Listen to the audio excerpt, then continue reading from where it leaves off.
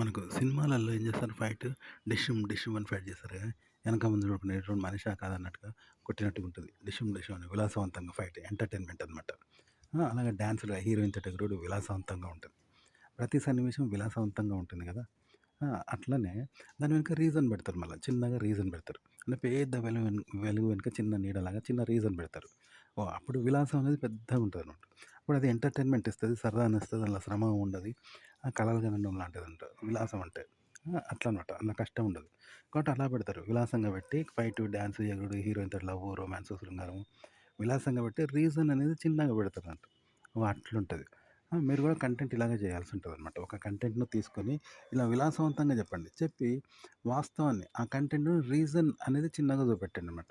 ఎందుకంటే విలాసం అనే దాంట్లో శ్రమ ఉండదు, టైమ్ పాస్ ఉంటది, ఊహలే ఉంటాయి. వాస్తవం ఉండదు. అవాస్తవం ఉంటది కాబట్టి దానికి అందరూ ఆకర్షితులవుతారు. అదే ఎంటర్‌టైన్‌మెంట్ చేస్తదనమాట. సినిమాల్లో ఇది ఎలా ఉంటది ఈ విలాసం అంటే, ఇప్పుడు ఒక ఒక వ్యక్తికి బూతు చెప్పాల్సినంత బూతు మాటలు చెప్పి, తిట్టి లాస్ట్‌కు ఇలా అనకూడదు అని చిన్నగా చెప్పినట్టు ఉంటదనమాట. అదే అట్లా స్క్రీన్ మీద కనిపించే ఆ విలాసం అనేది. దాని రీజన్ అనేది చిన్నగా చూపెడుతుంటారు. గట్లా. ఇలా చెప్పాలంటే మీకేంటంటేనే విలాసవంతంగా ఎంటర్‌టైన్‌మెంట్ చేసి చిన్నగా రీజన్ చెప్పాల్సి ఉంటదనమాట. అలాగే మనం ఇప్పుడు సినిమాలో చూస్తే అడుగున డిడిన్ డిడిన్ అని మ్యూజిక్ వస్తుంది చూసినావా? మనలో ఎమోషన్ పెంచుతా ఉంటది మ్యూజిక్. భయాన్ని, ఆందోళన పెంచుతా ఉంటది చూసినావా? అగో మీరు చెప్పే విషయంలో కూడా ఎమోషన్ పెరగాలి. కేవలం విషయాన్ని చెప్తే చూడరనమాట. అది ఎంత ఎమోషన్ విషయమైనా ఒరిజినల్‌గా చెప్తే చూడరు. అది ఎమోషన్ కలిగేలా పెంచాలి. సినిమాల్లో చూసినావా? డడన్ డడన్ డడన్ అని విషాదము, ఆనందము, సంతోషము, ఎగురుడు, దునుకుడుకు మ్యూజిక్ ఎట్లుంటది పాటల మీద, డాన్స్ పాట మీద ఎట్లుంటది? ఎమోషన్ కలిగేలా ఉంటది. ప్రేక్షకుడు ఎగురుతా ఉంటది. ప్రేక్షకుడు బాధపడేలా మ్యూజిక్ ఉంటది కదా!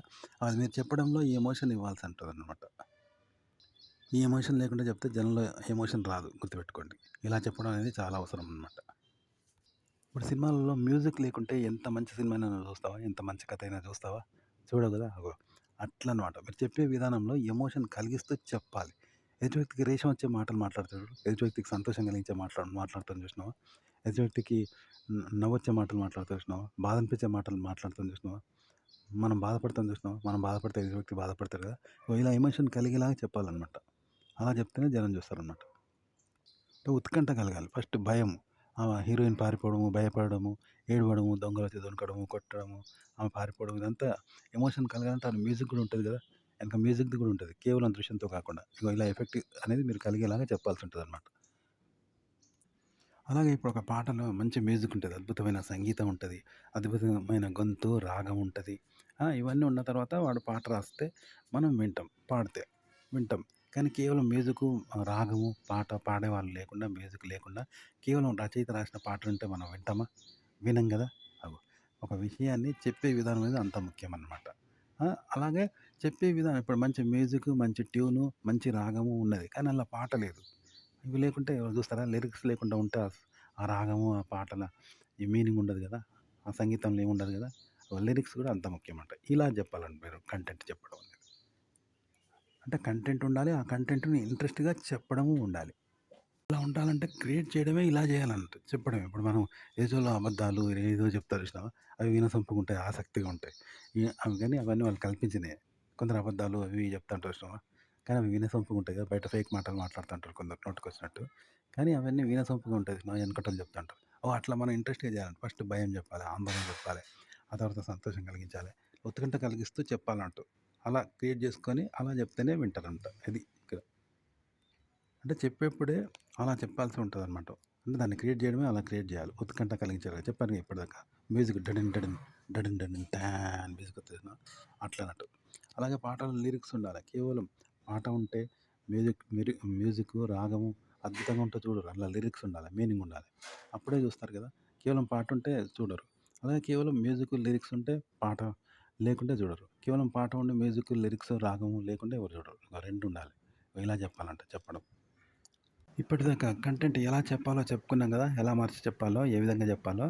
అయితే మేక ఏం జేస్తుంది? పులితోలు కప్పుకుంటది. అలాంటిదనమాట ఇది. మేక పులితోలు కప్పుకొని జనాలకు పులిలాగా నమ్మిస్తే, పులి అనుకోని అందరు భయభ్రాంతులు చెందడం జరుగుతది. మేక మేకలాగా కనబడితే ఎవడు చూడడు గదా! మేక అనుకుంటారు. అది పులితోలు కప్పుకుంటే ఏమనుకుంటారు? మేక అనుకుంటారు గదా! సారీ మేక పులితోలు కప్పుకుంటే ఏమనుకుంటారు? అది పులి అనుకుంటారు గదా! మేకను అట్లా చెప్పడం మాట ఇది. అయితే ఇంకోటేందంటే మేక పులితోలు కప్పుకోవడం కంటే పులిని డైరెక్ట్ వస్తే పులిగానే గుర్తిస్తారు కదా! అది ఫేక్ గాకుండా ఇగో ఇలా గూడా కంటెంట్ తయారు జేయొచ్చు. ఓకే. అంటే ఒరిజినల్‌గానే ఇలా తయారు జేయొచ్చు. మనం చెప్పిన విధంగా. చాలామంది ఊహల్లో తేలిపోతూ ఉంటారు. కానీ వాస్తవాన్ని మర్చిపోతారనమాట. ఇది తప్పు. ఎందుకంటే వాస్తవం అది కంటెంట్. కంటెంట్ లేకుంటే ఎట్లుంటది? ఇప్పుడు పరీక్షల్లో పాస్ అయ్యి ఎంజాయ్ జేయాలి. విద్యావంతుడుగా ఉండాలి అని అందరూ కలలు కంటారు పాస్ కావాలని. కానీ మరి చదవనిది ఎట్లా పాస్ అయితావు? చదువు. కానీ కేవలం చదువుకుంటే చదువుకున్న విద్యార్థిగా ఉంటావు. అందులో సంతోషం ఉండదు. కాబట్టి చదువు. ముందు చదువు. చదివిన తర్వాత పాస్ అయ్యి విలాసాలు. ఒక విద్యార్థిగా, ఒక స్టూడెంట్‌గా, ఉద్యోగిగా అప్పుడు కలగలను. 2 ఉండాలి. కానీ కొందరు ఊహల్లో తేలిపోతారు. అంటే చదవరు. కానీ చదివినట్టు పాస్ కావాలని, విద్యార్థిలాగా తిరగాలని, మంచి బట్టలేసుకోవాలి, స్టూడెంట్‌లాగా తిరగాలి, ఎంజాయ్ చేయాలనుకుంటారు. కానీ నువ్వు చదవంది ఎట్లా ఎంజాయ్ చేస్తావు? ఎట్లా పాస్ అవుతావు? కాబట్టి 2 ఉండాలి.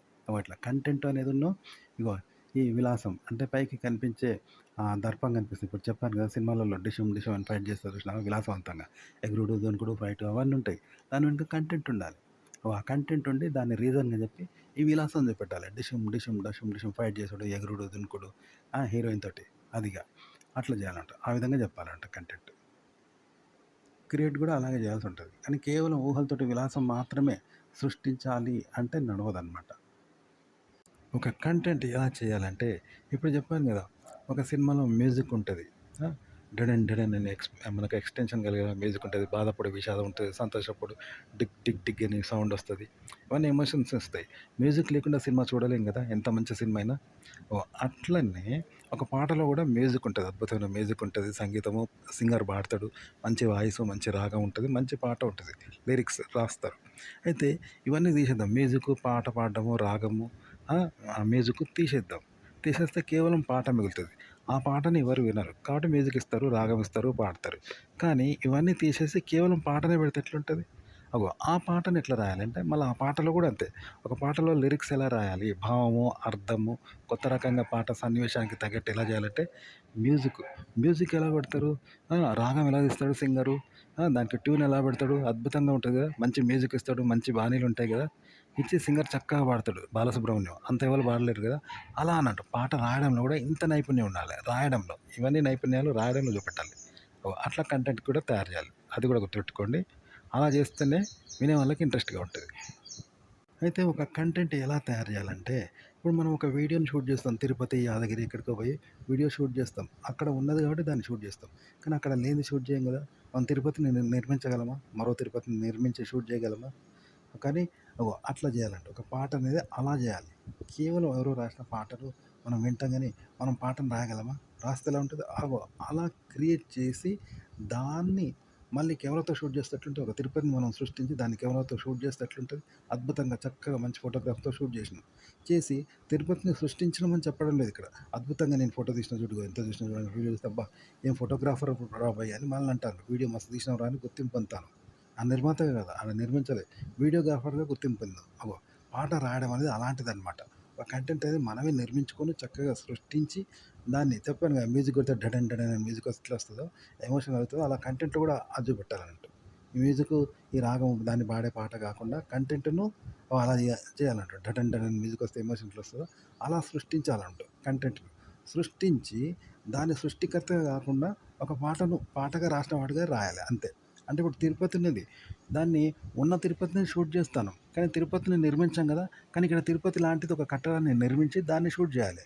షూట్ చేసి నువ్వు షూటర్‌గా ఒక అద్భుతమైన ప్రదేశాన్ని చూడండి అని చెప్పినవు. తప్ప నేను సృష్టించిన అని చెప్పుకోవద్దన్నట్టు. అలా అన్నట్టు పాట రాయడం అంటే అలా రాయాలి. అంటే నువ్వు దాన్ని క్రియేట్ చేస్తావు. కానీ క్రియేటర్‌గా కాదు ఇక్కడ. ఒక పాట రాసిన వాడిగా ఒక క్రియేట్ చేసిన దాని గురించి పాట రాసినవు. రాసి దాని గురించి పాటగానే చెప్పి రచయితగా చెప్పుకున్నాడు తప్ప దాన్ని క్రియేట్ చేసిన వాడిగా చెప్పుకోకూడదు. అది బయటికి రాదనమాట రచయితలది. కంటెంట్ ఇలా చేయాలి. ఉదాహరణకి మనం కాశ్మీర్ పోయినాం. అంటే కాశ్మీర్‌ను మనమే సృష్టించుకున్నాం. కాశ్మీర్ పోతాం. పోయేసి అక్కడ దిగినాం ఫోటోలు, వీడియోలు చూపెడతాం. అందరికి పోయినాం అని చెప్తాం. కానీ కాశ్మీర్‌ని మనమే క్రియేట్ చేసుకున్నాం అనుకో. ఒక కాశ్మీర్‌ని మనమే క్రియేట్ చేసుకొని ఏం చేసినాం ఆడికి పోయినాం. పోయి ఫోటోలు, వీడియోలు అవన్నీ తీసుకొని మేము కాశ్మీర్ పోయినాం చూడండి అని ఫోటోలు, వీడియోలు చూసి కాశ్మీర్ యాత్ర చేసినాం అని చెప్పుకుంటే ఎట్లుంటది? అట్లా అనమాట. ఒక రైటర్ కంటెంట్ అనేది తనే తయారు చేస్తాడు. ఒక విషయాన్ని తాను ముందు రూపొందించుకొని మళ్ళా దాని గురించి చెప్తాడు. దాన్ని చెప్తాడు. కానీ రూపొందించి చెప్పడు. దాని గురించి దాన్ని చెప్తాడు. అంతే. అప్పుడు జనం వింటారనమాట. అట్లా కంటెంట్ తయారు చేయడం.